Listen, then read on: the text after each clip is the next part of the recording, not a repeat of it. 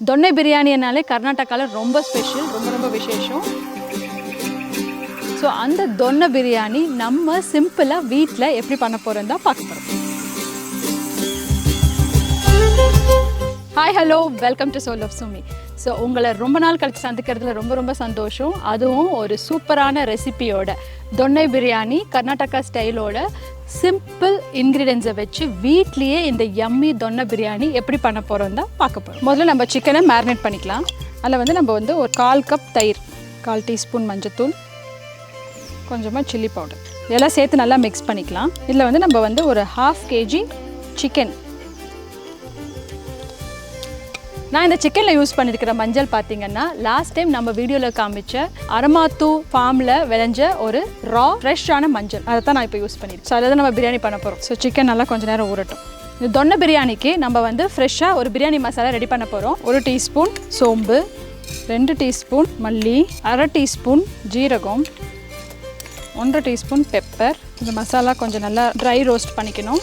இது ஃப்ரெஷ்ஷாக கிரைண்ட் பண்ணுற பிரியாணி மசாலா. இது கூட நம்ம கொஞ்சம் பிரியாணி இலை, 2 வரமிளகா, பட்டை, தாரணீஸ், க்ளோவ்ஸ் எல்லாம் சேர்த்து மசாலாவை ட்ரை ரோஸ்ட் பண்ணிக்கணும்.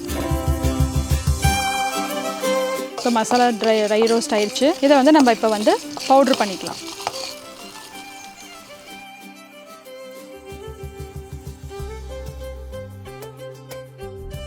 நான் 1/2 கிலோ சிக்கனுக்கு 2 டம்ளர் சீரக சம்பா அரிசி எடுத்திருக்கேன்.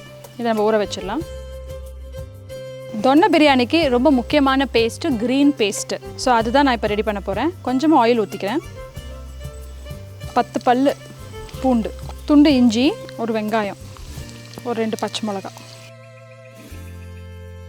நம்ம தோட்டத்தில் முளைச்ச ஃப்ரெஷ் கொத்தமல்லி, கையளவு புதினா,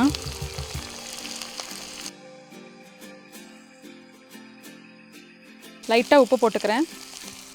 ரொம்ப வணங்க வேண்டாம், கலர் மாறிடும். நமக்கு அந்த பச்சை கலர் வேணும். நான் இன்க்ரீடியன்ஸ் ஃபுல்லாக டிஸ்கிரிப்ஷனில் கிளியராக கொடுத்துருக்கேன். ஸோ இதை நம்ம அப்படியே அரைச்சி வச்சிடலாம்.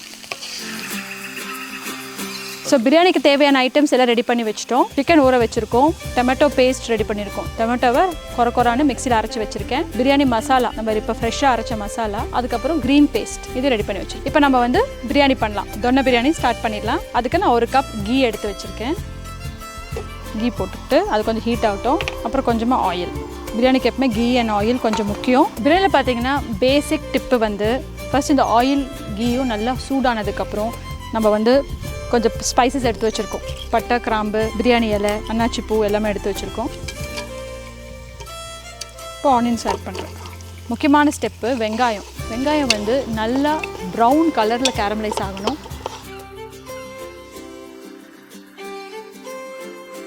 ஆனியன்ஸ் நல்லா ப்ரௌன் ஆயிடுச்சு பாருங்கள், நல்லா ப்ரௌன் ஆயிடுச்சு. ஸோ இப்போ நம்ம செகண்ட் ஸ்டெப் தக்காளி, க்ரீன் பேஸ்ட்டு,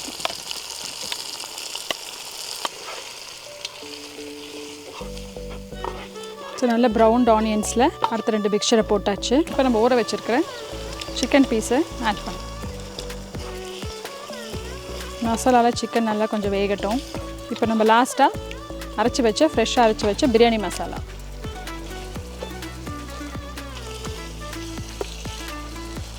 லைட்டாக உப்பு போட்டுக்கலாம்.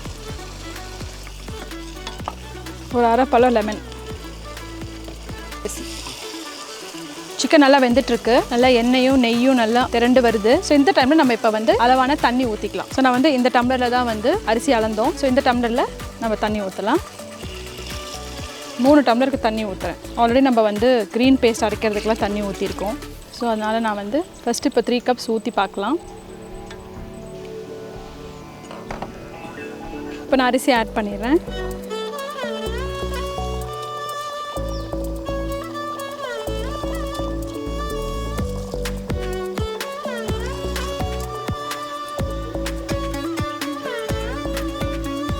யூஸ்வலாக தொன்னை பிரியாணி குக்கர்லேயும் பண்ணுவாங்க. நான் ரெகுலராக நம்ம பண்ணுற மாதிரி ஒரு ஹண்டியில் தான் பண்ணியிருக்கேன். ஸோ நம்ம அரிசி எல்லாம் போட்டாச்சு. தம் போடுற ஸ்டேஜுக்கு வந்துட்டோம். நான் ஒரு தவா சூடு பண்ணி வச்சுருக்கேன். இப்போது நான் இப்போ இந்த தோசைக்கல் இது வச்சேன். இது மாதிரி ஒரு இலையை எடுத்துக்கிட்டு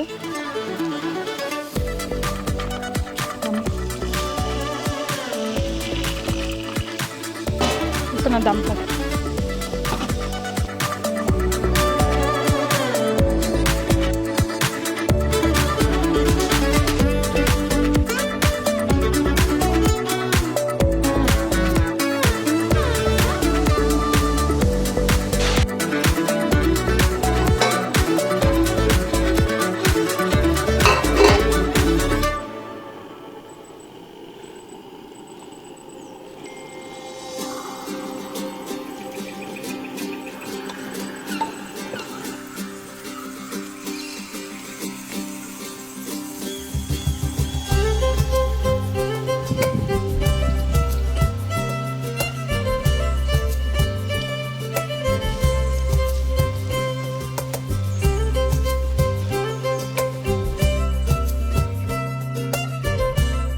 தொன்னை பிரியாணி ரெடி ஆயிடுச்சு. ரொம்ப பசிக்குது, ஸோ சாப்பிட்றலாம். தொன்னை பிரியாணி தொன்னையிலேருந்து எடுத்து நல்லா சுட சுட தயிர் பச்சடியோட சாப்பிட்டா அது ஒரு டேஸ்ட்டு. நல்லா சூடாக இப்போ தான் தம் இறக்கியிருக்கு. சூப்பராக இருக்குது. அதாவது வீட்டு பிரியாணி ஸ்டைலில் கொஞ்சம் குழஞ்சு அப்படி இருந்துச்சுன்னா அந்த பிரியாணி அது ஒரு டேஸ்ட்டுன்னு சொல்லுவாங்க. ஸோ மசாலாவும் பார்த்தீங்கன்னா ஃப்ரெஷ்ஷாக அரைச்சதுனால இந்த டேஸ்ட், மசாலாவோட டேஸ்ட் ரொம்ப காட் அடிக்காமல் ஃப்ரெஷ்ஷாக இருக்குது. பீஸ் நல்லா வெந்திருக்கு. சாதமும் சூப்பராக வெந்திருக்கு. ரொம்ப குலைவாகவும் இல்லாமல் சாஃப்டாக. சூப்பராக இருக்குது. கர்நாடகா ஸ்டைல் தொன்னை பிரியாணி இந்த சண்டே உங்கள் வீட்டில் எல்லாருமே கமன்னு பண்ணி வீட்டில் அசத்துங்க. பாய்.